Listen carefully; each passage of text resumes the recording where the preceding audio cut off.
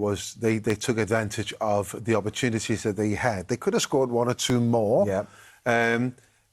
As Luke Hoare, he said there, we know we're going to get chances, and we will get chances on the break. That's what they did really, really well today.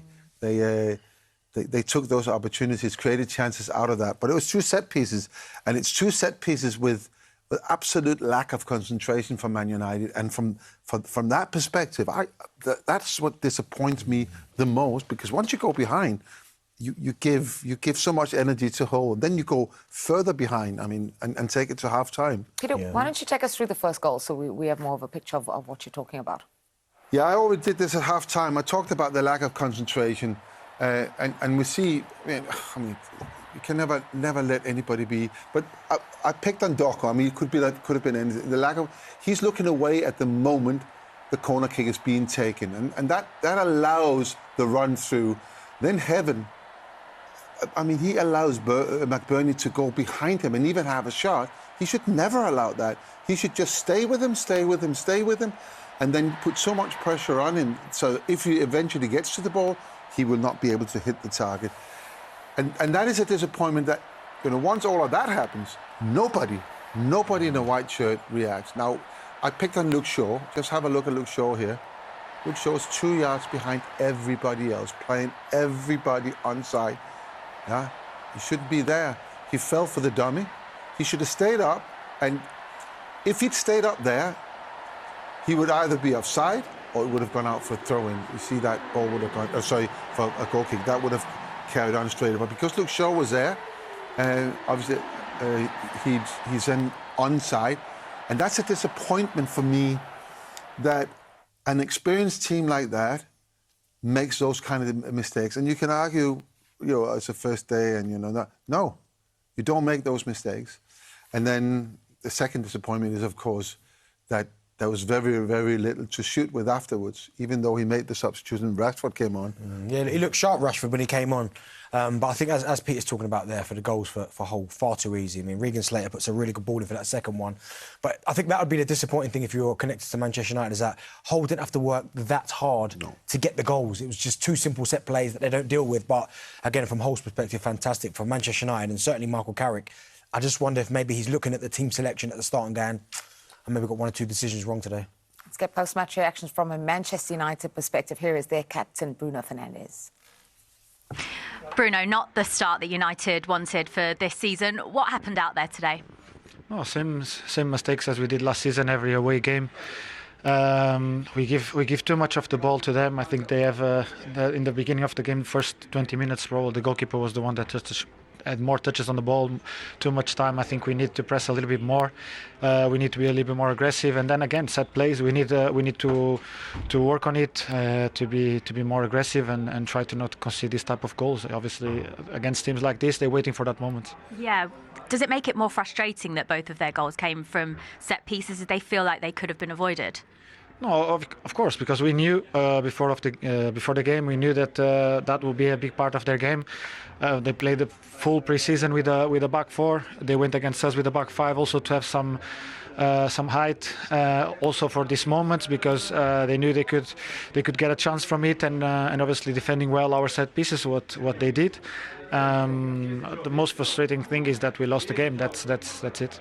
Hull came out so determined. Does that show how tricky it can be coming up against a newly promoted side in these games?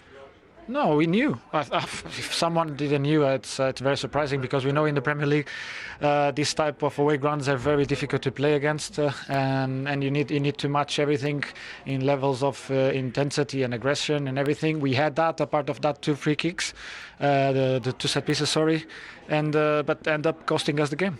A lot, as you know, will always be said whenever Manchester United lose a game, particularly when it's right at the start of the season. What do you say to the Manchester United fans after what they've seen today, and what can they expect to see moving forward?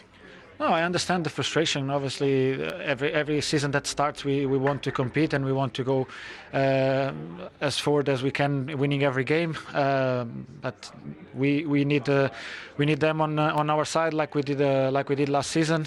We need them to believe in us. But obviously, we know that we need more also from ourselves. Bruno Fernandes just mentioning there that Manchester United made the same mistakes as they did last season away from home. Only won 7 in 19 on the road last time out.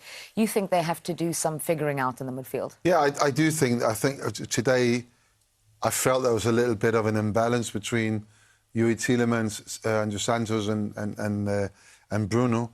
Bruno, for many years, has been the guy they gave the ball to, the guy that created everything. He beat the assist record last season. All of that has been Bruno. But now he's got another 2 players who can do that as well. So that's a question of time. They get to play more games and have more game time together. That will probably sort itself out. But, I think he nailed it in everything he said there. The disappointment, how they conceded the goals, what they need to do more.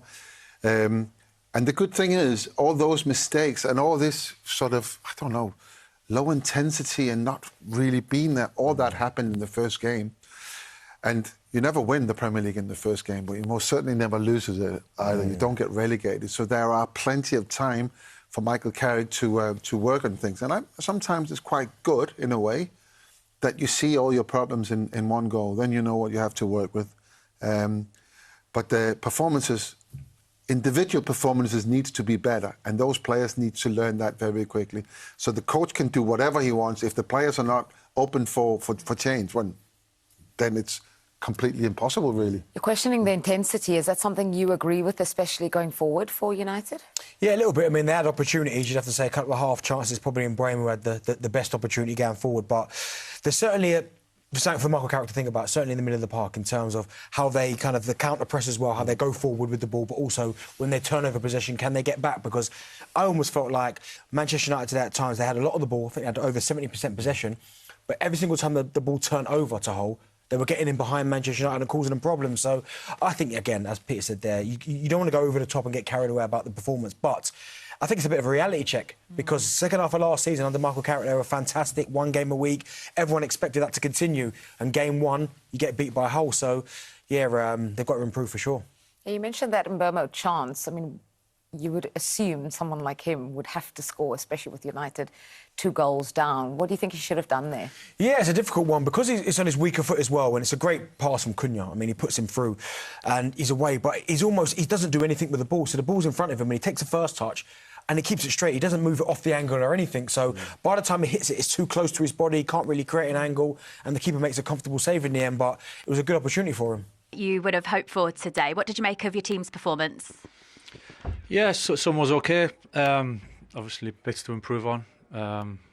It was never going to be perfect today, but I think, going behind and giving ourselves a lot to do makes it more difficult. Probably a typical one of those games with a new promoted team at home. You can't give them much. They've got a lot to hold on to, and then after that we had moments, we had opportunities. We just didn't have that spark to then put the chances away or create any more. So yeah, listen, we're bitterly disappointed with the result today, but it won't knock us. Yeah, what are those areas particularly that you think you need to work on after this? I'm not going into areas now. I think it's for us to know, and we'll keep improving through the week and through the games, and when we keep getting stronger as a group. So that'll come. Today's a game we can't ignore it. It's we've got a lot to learn from it, and we will. How frustrating is it to see 2 goals conceded from set pieces? 2 goals conceded anyways is frustrating. Yeah, for sure, set plays. So we've been pretty good at it really over a period of time, and that was that decided the game today. So of course, there's things to improve on. That's one of them from today, which is pretty obvious to say, but in general we've been pretty good. So again, one game doesn't change the whole direction of everything. And we know that, but we still got to be aware of what we need to get better at. What's the job like now then to ensure that a result like this isn't deflating both for the group and for the fans? That's one game, it's one game. It's the first game of the season, so it's disappointing enough, and it hurts, of course it does. But it's one game, so it doesn't change direction all of a sudden. The whole course of what direction the team's going in or the football club, and we'll stay calm and stay in the bubble and focus on next week. Something that the fans are excited about, I'm sure, is that there are reports that a deal has been agreed for Manchester United to sign Carlos Baleba and that he was having his medical done today. Can you confirm that? I had all eyes on this today, so any other player of any other club until he's ours, it's not for me to comment on that. If there's anything to be announced on any player, then I'm sure you'll be the first to know. Thank you very much, Michael. Cheers, thanks a lot. Thank you.